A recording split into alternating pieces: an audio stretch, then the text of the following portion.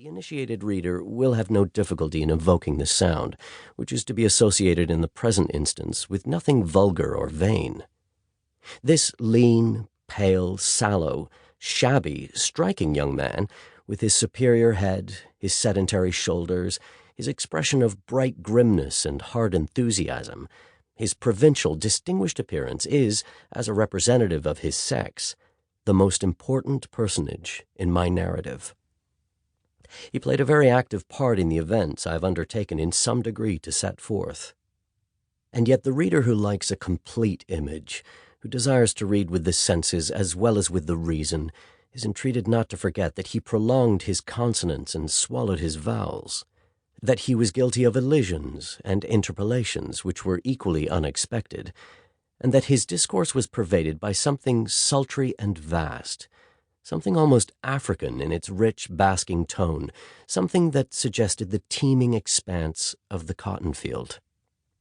Mrs. Luna looked up at all this, but saw only a part of it.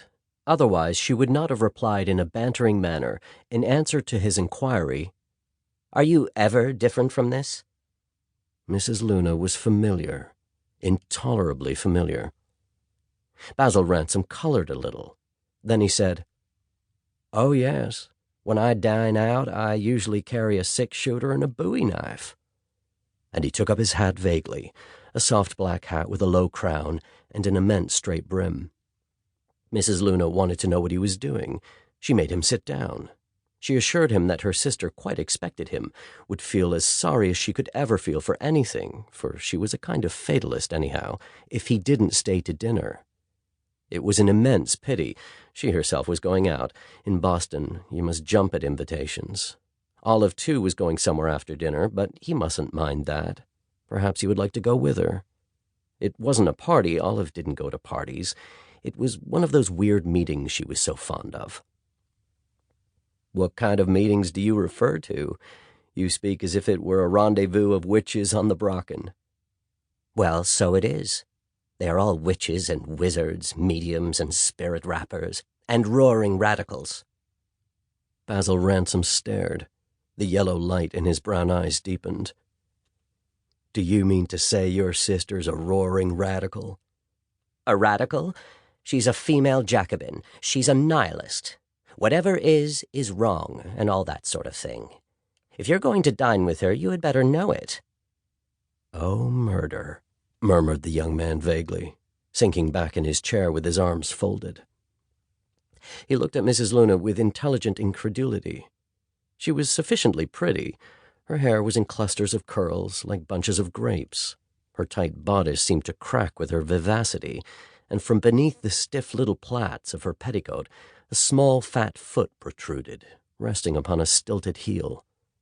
She was attractive and impertinent, especially the latter. He seemed to think it was a great pity, what she had told him, but he lost himself in this consideration, or at any rate said nothing for some time, while his eyes wandered over Mrs. Luna, and he probably wondered what body of doctrine she represented, little as she might partake of the nature of her sister. Many things were strange to Basil Ransom. Boston especially was strewn with surprises, and he was a man who liked to understand. Mrs. Luna was drawing on her gloves. Ransom had never seen any that were so long.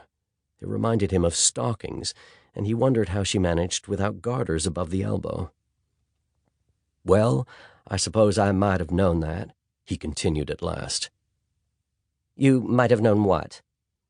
"Well, that Miss Chancellor would be all that you say. She was brought up in the city of reform."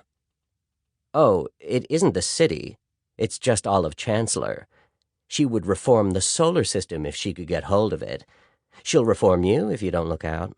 That's the way I found her when I returned from Europe." "Have you been in Europe?" Ransom asked. "Mercy, yes. Haven't you?" "No, I haven't been anywhere. Has your sister?"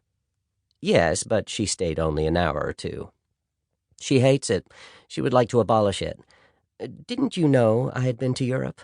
Mrs. Luna went on, in the slightly aggrieved tone of a woman who discovers the limits of her reputation. Ransom reflected he might answer her that until 5 minutes ago he didn't know she existed. But he remembered that this was